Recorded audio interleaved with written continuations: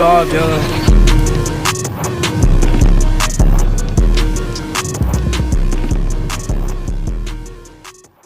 This week, YNW Bortlen, Cortland Malik Henry, co-defendant in the YNW Melly case, accepted a plea deal.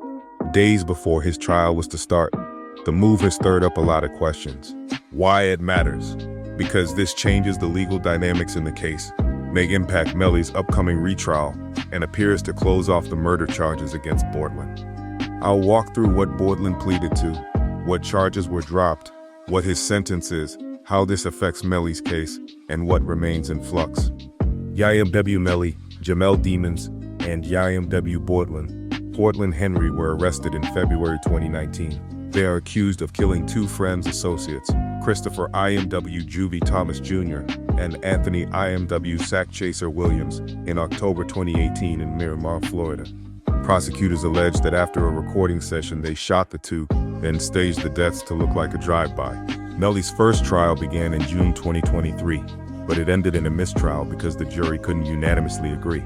A retrial has been scheduled for January 2027. He pleaded no contest to lesser charges, accessory after the fact and witness tampering, and some additional charges related to communication device use. In exchange, the state dropped the most serious charges, including 2 counts of first-degree murder, other serious accusations like directing gang activity, etc. 10 years in prison, followed by 6 years probation, with credit for time already served. Also, as part of the deal, you'll need to provide a sworn statement to prosecutors explaining his role. Some reports said Bortlen was offered a 16-year plea deal on lesser counts that would drop the murder charges. But based on more recent reliable sources, the deal he accepted is for 10 years prison, plus 6 years probation after, not a straight 16-year prison sentence. Also, no contest means he is not admitting guilt, legally different from pleading guilty, which has implications. With Bortlen's murder charges dropped, one big question is, will he testify for the prosecution in Melly's retrial? It's not clear. Some sources say there's no expectation that he'll be called as a witness. But part of the plea deal requires a sworn statement, which could affect what prosecutors know and potentially use in prep. For Melly, this could make the prosecution's job either harder if a co-defendant's role is less certain, or easier if internal statements or info from Bortlen help. Also, delay in the case. The retrial is set for January 2027, which means a long wait for both sides. There are other legal issues still active, e.g. disputes over evidence, like promotional video exclusion, witness tampering charges. What exactly will Bortlen say in his sworn statement? And how much will that help the prosecution? Will he be used as a witness in court? Even if not required by the plea, he may have knowledge. The strength of the remaining evidence against Melly, what survives suppression motions, what video or forensic evidence remains, etc. How credible jurors will find the prosecution's case without the full murder charges against Bortlen. Whether the plea deal reduces the risk Melly faces, or if the state still feels confident in its case. Also, whether the no contest nature of Bortlen's plea limits how the statement can be used. Legal limitations exist.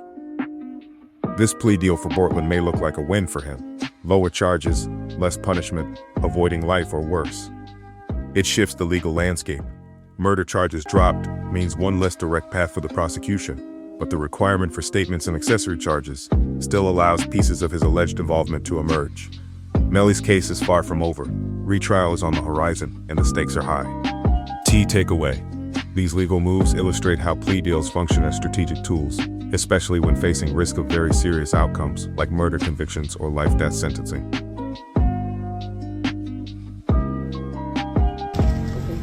So Mr. Henry, again, 2 cases. We're going to do one at a time. In case number 19, 1871 CF10A, as to count 3, accessory after the fact to murder in the first degree, and as to count 4, accessory after the fact as to murder in the first degree. How are you going to plead, sir? Guilty, not guilty, or no contest?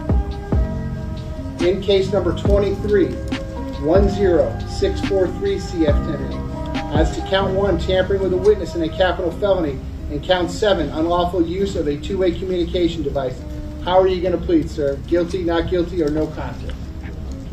I will accept your no contest pleas as to each. I'm going to find a factual basis to support each based upon my review of each electronic probable cause affidavit as well as your stipulation in court here today.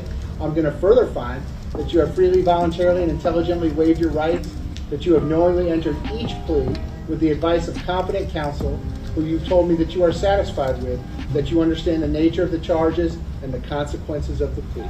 Accordingly, and pursuant to the negotiated agreement, I will sentence you as follows. In case number 19-1871 CF10A, as to count 3 and count 4, I will adjudicate you guilty, sentence you to 10 years in Florida State Prison. That will be followed by 6 years of reporting probation. I will impose mandatory court costs. Pursuant to 943.325, I will need a set of your prints and DNA. Pursuant to 938.27, I will impose a cost of prosecution of $100. Sir, I'm also ordering restitution in that case payable to Terry, T-E-R-R-I Bagley, B-A-G-L-E-Y, and Ashley, A-S-H-L-E-Y Phillips, P-H-I-L-L-I-P-S, and reserving as to the amount. I'm going to give the state 120 days to tell me the amount of the restitution. If they fail to do so within 120 days, there will be no restitution. If they come back with an amount and the attorneys agree on the amount, I will impose that as another condition of your sentence to pay back. If they come back with an amount and the attorneys do not.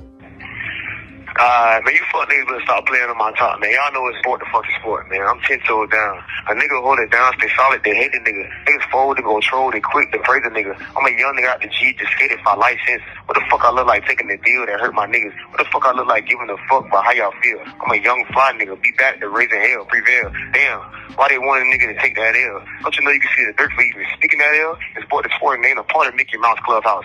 YNW for L, and this shit can't never be stopped. Silly nigga. You fuck niggas better stop playing on my top like y'all know what the fuck going on, man. Hey, free me here, Melly, bitch boys.